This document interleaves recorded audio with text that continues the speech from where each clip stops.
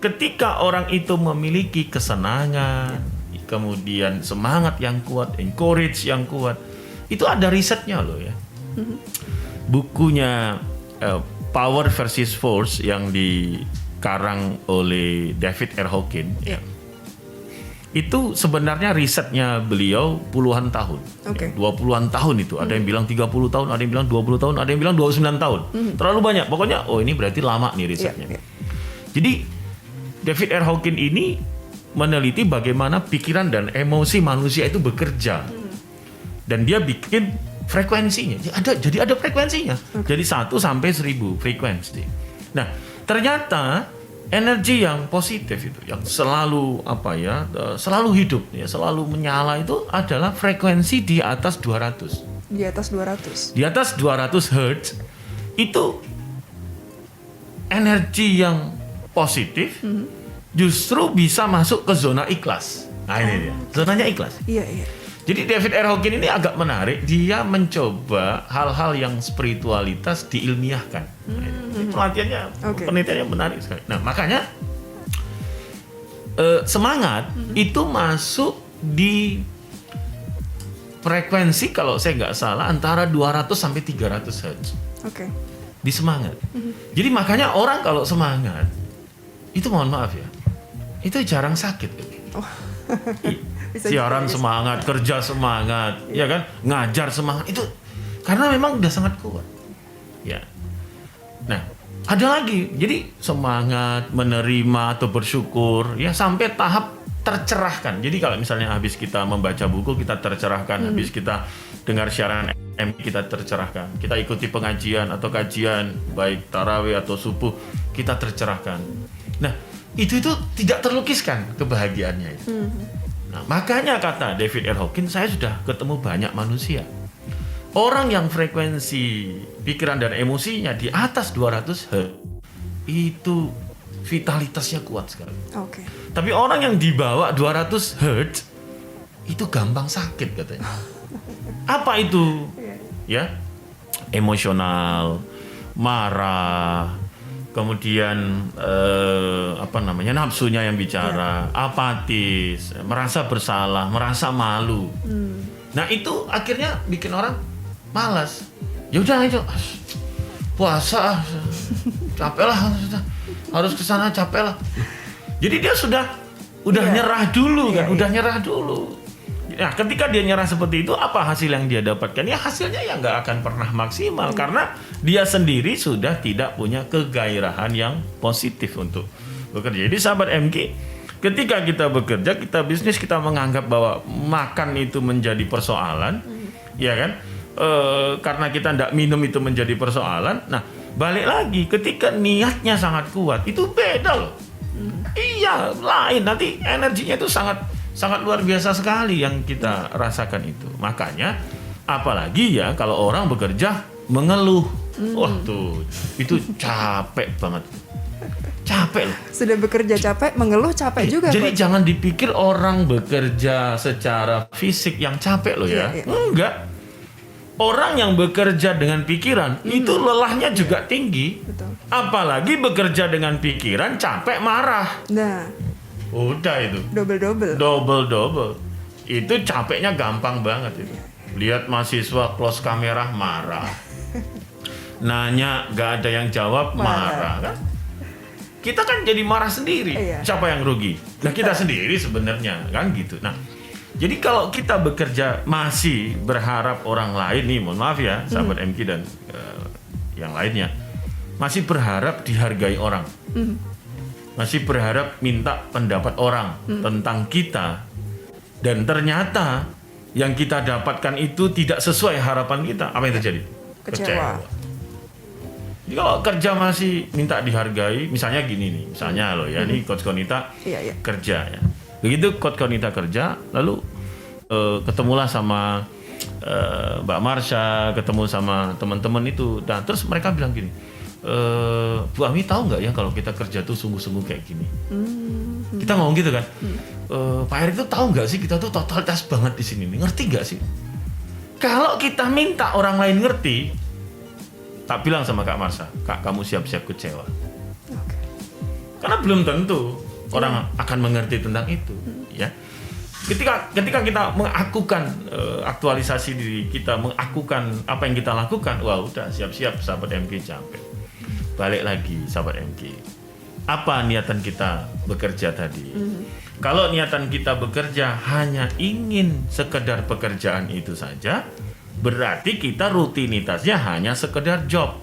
Ketika rutinitas kita hanya sekedar job, berarti kita bekerjanya karakternya disuruh. Kalau bekerjanya karakternya disuruh, apa yang diharapkan? Ya memang yang diharapkan cuma satu, dapat uang, itu aja. Nah pertanyaannya balik lagi, dengan uang itu bahagia enggak?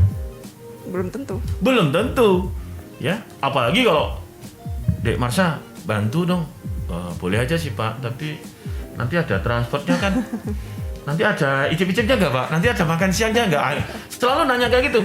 Ya udah, orang akhirnya apa? Kita dibatasi hanya dengan itu saja, termasuk bisnis. Ya. Ketika kita punya produk, ya kan, kita punya produk, kita punya perusahaan jasa. Dan ketemu klien, kita hanya ingin menawarkan. Ya orang nggak akan mudah dengan sendirinya percaya dong. Tapi beda, ketika kita punya produk, kita mau giving.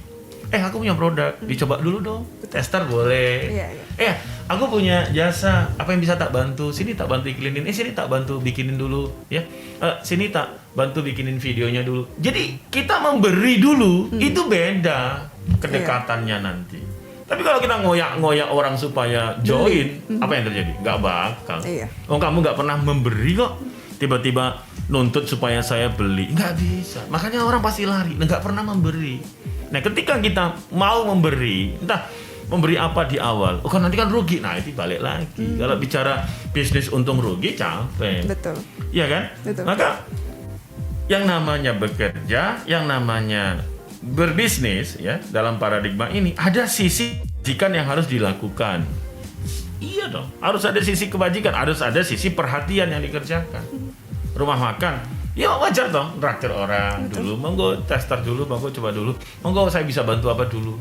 Saya kemarin live di satu media, tapi siaran mereka gitu ya, mereka nggak punya peralatan podcast, mereka kerjasama nih dengan lembaga atau PH yang lain gitu ya, atau studio lah ya, yang punya alat. Nah, si studio ini diiklankan di surat kabar ini. Tapi pada saat live, semua alatnya pada saat podcast tadi dibawa oleh si studio itu. Lah orang kan jadi, kamu kasih alat jadi bermanfaat kan gitu kan. Jadi suatu saat bagus, pelayanannya prima, apa yang terjadi? Orang akan cerita, kamu kalau mau perlu wedding, kamu kalau mau ada acara, videonya pakai dia aja, karena dia pernah giving. Lah sekarang kita ngajar-ngajar orang supaya beli punya kita ngasih aja nggak pernah, kita ngasih uji coba aja nggak pernah. Sama balik lagi seperti bekerja, baru aja pertama kali kerja langsung ditanya, ada honornya nggak? Baru ketemu pertama kali langsung nanya ini. Lah orang kan mikir ini baru pertama udah kayak gini. Ya besok-besok orang udah mau lagi. Mungkin sekali itu orang mau ya, tapi setelah itu orang nggak akan pernah mau lagi. Makanya sahabat MG, hitung-hitungan silakan. Tapi ketika Anda terlalu hitung-hitungan, ya kan, dan membuat orang tidak nyaman, apa yang terjadi? Orang akan pergi dengan sendiri. Apalagi setelah hitung-hitungan Anda tidak berkualitas, balik lagi kata orang. Betul coach. Ada kan gitu? Iya. Setelah hitung-hitungan ternyata, waduh, gak hitung-hitungan. Tapi beda loh. Ini berapa? Terserah aja. Loh terserahnya gimana? Monggo terserah saja, lihat saja nanti gimana kan gitu. Nah dengan sendirinya kan orang bisa melihat. Betul. Wah kayak gini nih harusnya kayak gini. Nah itu loh ya. Nah, jadi balik lagi kepada kita, paradigma kita bekerja itu karena ingin dinilai orang, karena ingin dianggap orang, atau bekerja itu diri kita yang ingin memberikan sesuatu yang terbaik. Apa yang terbaik yang kita bisa miliki, membuat orang lain nyaman, dan tidak mesti pekerjaan kita itu harus itu target kita. Yuk kita fokus ke situ, boleh saja. Itu sesuai dengan KPI-nya. Tapi boleh loh, kita tuh bantu orang loh, kan nggak usah. Ini kan bukan kerjaan saya Pak ini. Ya silahkan, ini wajibnya. Kamu mau nambah sunnahnya. Kamu mau nambah sunda atau nambah kebaikan sama orang kan boleh aja. Loh jangan salah loh. Jangan-jangan kamu dilancarkan semuanya sehat lalu baik satu saat nanti karirnya gara-gara kebaikan-kebaikan yang kamu lakuin ini. Kan nilai-nilai tambahnya. Kadang-kadang kan orang pernah ya, orang bilang ke saya, ini Pak, dedikasinya tinggi banget. Dedikasinya di mana ya? Oh dia bela-belain tuh dari Jakarta datang Ya kan, hanya untuk ngajar. Saya bilang, itu nggak dedikasi, itu memang jam ngajar kan. Jam ngajar ya datang selesai. Iya. Pulangnya sejam pulang. Oh saya dedikasi, nggak dedikasi. Dedikasi itu Anda datang lebih awal dan Anda siap pulang lebih lama.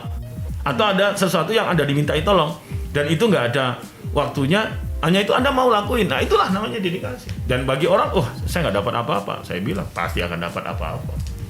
Oke. Sekarang mungkin nggak dapat, tapi bisa nggak Coach perhatikan? Perhatian orang loh, perhatian orang kepada kita. Misalnya gini, Coach Konita katakanlah membantu seseorang, ya. Bantu seseorang, dia mau ngasih balasan uang nggak bisa. Dia juga nggak menunjukkan perhatian dalam bentuk itu. Yeah. Tapi kita pernah membangun hubungan emosional dalam pekerjaan karena suka bantu dan lain-lain.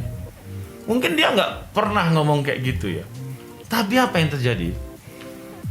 Suatu saat misalnya ya, ada orang yang pengganti dia datang atau orang yang kita ikut dalam satu seleksi, misalnya lanjut kuliah, S3 atau apa gitu kan.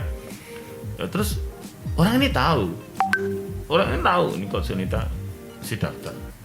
Apa yang dia lakukan? Dia cuma hanya ngomong sama orang yang menseleksi atau temannya tadi. Itu orangnya pernah suka bantu saya. Nice. Kalau kamu memilih, akan sangat beruntung kamu bisa. Masya Allah. Lah kan kita nggak dapat, tapi rekomendasi. Lah ini kan yang Itu lebih dari sekedar. lebih dari ini kan. Itu udah betul-betul kepercayaan, trust lah itu. Saya pernah. Atau mungkin dia rekomendasi, saya nggak bisa, tapi dimudahkan entah jalur beasiswa, entah jalur apapun. Nah, yang kita nggak pernah tahu itu. Nah ini adalah akumulasi. Maka bekerja itu nggak hanya sekedar bagaimana waktu kita dalam bekerja itu, tapi investasi waktu, investasi baik, investasi perhatian yang kita bisa berikan gitu loh. Kalau hitung-hitungan nanti kita capek loh. Hitungan logika kita tuh ini ya, Coach, nggak nyambung hitungan logikanya. Aduh, nggak masuk, meleset, ya kan?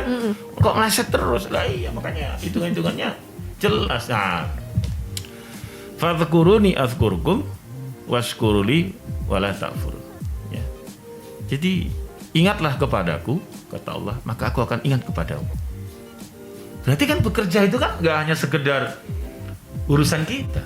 Bekerja itu ketika kita tahu bekerja ini adalah ibadah kepada Allah.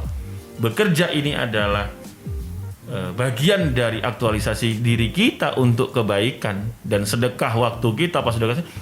Berarti kan kita melakukan sesuatu yang baik. Iya. Kalau kita melakukan sesuatu yang baik, maka kan kebaikan juga balasannya untuk kita. Betul. Nah, ketika kita diberi, ya waskuruli, ya bersyukurlah gitu loh. Banyak ya syukuri, sedikit ya bersyukurlah. Gitu. Nah, kadang-kadang kan kita marah ya. Misalnya nih ya, Coach Wanita MC di luar ya, bawain acara,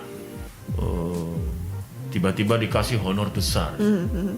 Langsung dikasih 2 juta misalnya gitu. Ya. Sekali MC 2 juta. Nah, langsung Coach Wanita mulai kan. Berarti saya standarnya 2 juta nih sekarang. Ya kan? Saya standarnya 2 juta ini sekarang. Iya.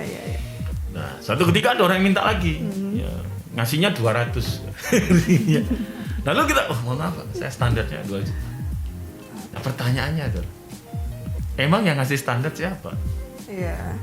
Iya kan? Kan ada loh orang marah, nggak bisa, saya standarnya sekian loh. Saya juga balik lagi, siapa sih yang ngasih standar? Iya. Bukankah dulu Anda pernah mulai dari angka yang kecil? Kenapa dikasih angka yang kecil kok Anda jadi protes marah? Jangan-jangan sebenarnya kecil untuk mencukupi yang kecil ini, lalu Anda diberikan sesuatu yang besar. Betul. Karena Allah sudah tahu Anda jatahnya sekian tiap bulan gitu kan.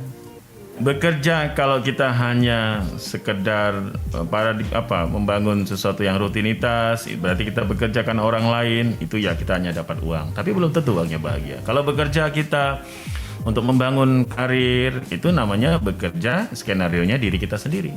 Tapi ketika kita bekerja, ada panggilan jiwa, itu bekerja karena karunia yang maha kuasa. Itu udah jalurnya ibadah. Kalau udah jalurnya ibadah, yang kita dapatkan adalah kebahagiaan, ketenangan, happiness. Jadi pilihlah bekerja yang dengan begitu. Senang, siaran senang, operator senang, kameramen senang, beraktivitas ngajar senang, dan kita enjoy. Itu sahabat MQ.